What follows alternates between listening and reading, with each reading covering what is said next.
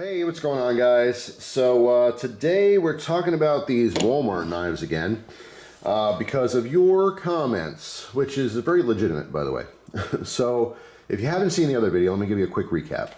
So I had purchased a 3-pack of fixed blades on Walmart's website, and some people had let me know that those are actually in stores. It seems like the knife selection at Walmart is really hit and miss. Obviously, when I first made my video talking about the Axis Lock folder, so many people did not have it at their Walmart. Everyone ran down, went to go check it out, and a lot of people were really disappointed because they just weren't available. I can tell you personally, I get messages from people all the time, hey, look what I found at Walmart. And I think, well, I never saw that at Walmart. So I get excited. I go down to my Walmart, or 2 or even 3 of them. There's 3 Walmarts I can access within like an hour's drive. After an hour, I give up. I'm not driving more than an hour to go to Walmart.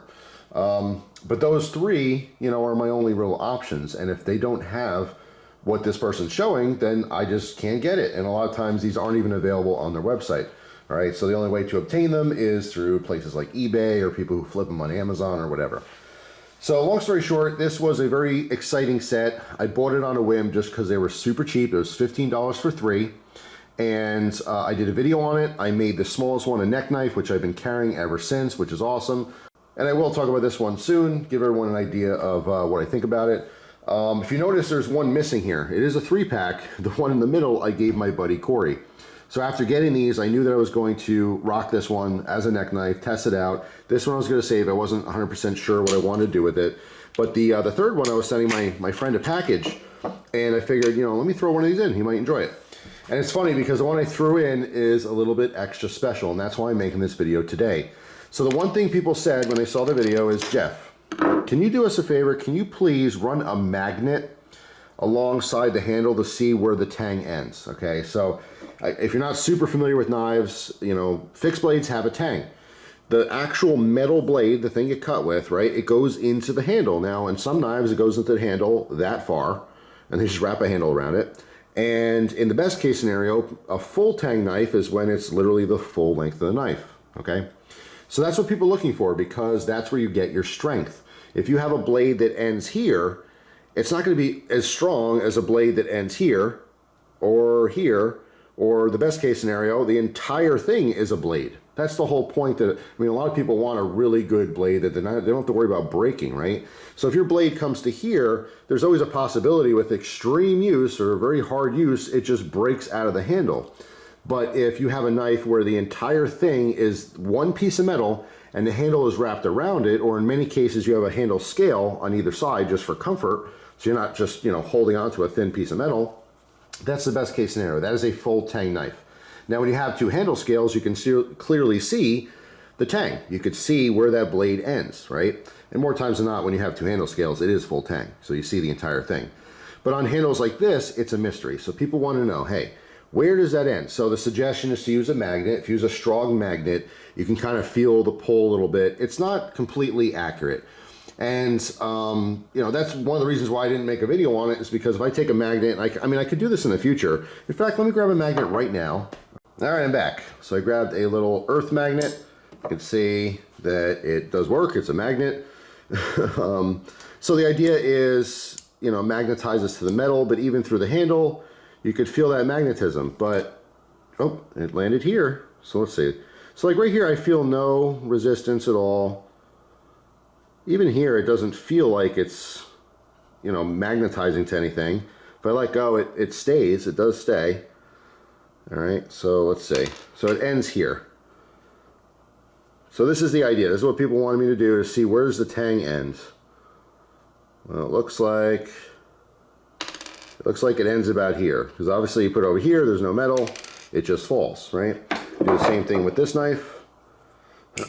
Obviously magnetizes to the blade, right? So it magnetizes here. Oh. Let's see. No, it's kind of falling here. So it looks like it's only magnetizing to here. So the idea is that, okay, well, the tang ends right here. So, long story short, I had a viewer send me a message. Now, this person happens, I think they're orthodontist, so they work in a a dental industry or office or something like that, they have access to an x-ray machine. So I'm grabbing my phone right here. They bought this set, took an x-ray of it, and sent it to me to show you guys, which I thought was freaking awesome. So let me find that right here, and here it is.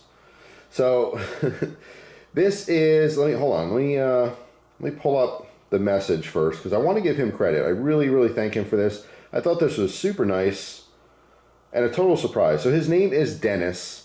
All right, his handle online is BUBNOV. All right, or BUBNOVPA. So Dennis, thank you so much for this. I really appreciate it. So here is a distinctive picture of what's inside the handle. All right, which is what you guys really want to see. And guess what? The knife I gave my buddy Corey is full tang. No one would have guessed that. All right, so now here's the thing. We looked at this knife first. So this knife is the one all on the left. You can see the finger choils here. All right, so this knife looked like the magnet stopped about halfway. All right, so if you can see, this tang went about halfway, right? Now on the small knife, the magnet stopped literally like right there, right at the edge. Now looking at this picture, you can see the tang does actually go further than the magnet stuck to it. All right, so it's not a 100% accurate thing. If I can only go by the magnet, the end of the tang is right there, but the magnet doesn't stick. Okay, so although this is a pretty decent test, it might give you an idea if it's full tang, because obviously if this was full tang, because this fattens in the middle, I think that's why it's a little more bulbous. So because the plastic is further away from the metal, that's why this particular magnet doesn't magnetize to the middle, even though there is tang there. But if it was full tang, it comes back and it's a little thinner towards the edge. It might have stuck to the edge. So the magnet test, it's not a bad thing. It gives you a rough idea, but nothing is better than literally an x-ray. All right, that I thought was absolutely awesome. So yes, the one that I'm missing here, it was the blue one in the set, I believe, blue and gray, and it is full tang. Look at that. So that is actually really cool. That's a $5 full tang knife that's fairly comfortable and came actually sharp. Now, is the edge gonna hold? Well, I got an idea testing this knife, and we'll talk about that in a future video when I talk about this knife. But anyway, Dennis, man, you are the man. I thought that was awesome. I really appreciate it. I know so many people were wondering about it. I got messages. I got a ton of messages, but I did get a fair amount of comments. Hey, can you be a favor? Can you just throw a magnet on there and see, you know? And then of course now everyone's asking that for other videos too.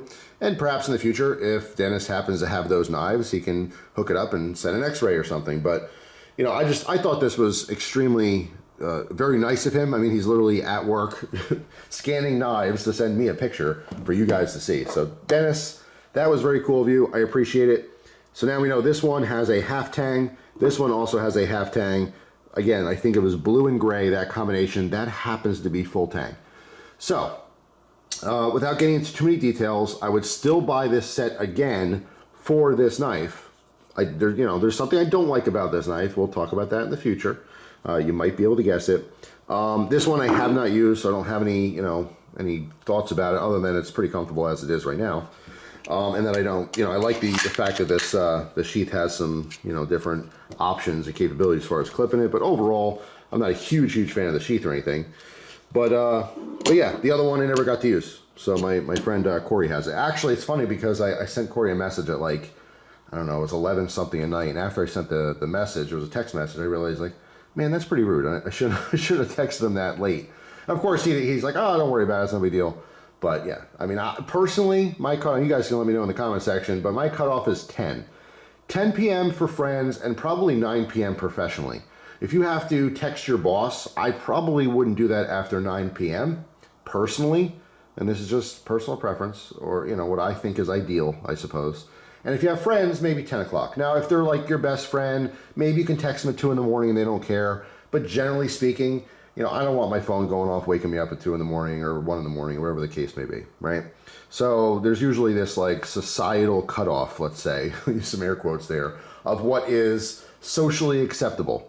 You probably wouldn't text your boss at 1 in the morning, hey, just wondering about payroll this week. That would probably upset them, right? But if you just texted your friend something in an emergency, I'm sure they wouldn't mind a 1 a.m. text if it was important. Anyway, I don't even know why I'm talking about texting. I'm just saying I was pretty stoked to tell Corey about that because I thought it was pretty cool. So that's all. Thank you, Dennis. Really appreciate it. Everyone else, stay tuned. We will, well, I know what I feel about this, but I'll make a separate video in the near future and talk about it. And then this is coming off the neck to replace it with something else because there's a constant flow of cool neck knives, not to mention all the ones that I already love. So I do want to go back to other stuff, although, well, we'll talk about it in the video. But anyway, yeah, the point of this was to let you know that that middle one is actually full tang. These have half tangs. I thought that was super, super interesting. So I wanted to pass it on to you guys. So thank you so much again. I appreciate it. You're the man, Dennis, and everyone I'm sure thanks you as well. So if someone made me guess, I would probably guess that none of them had a full tang. So that was actually pretty surprising. So do with that information what you will. Anyway, that's all. Thanks for watching, guys. Hope you have an awesome day, and I will see you tomorrow with a brand new video. Take care.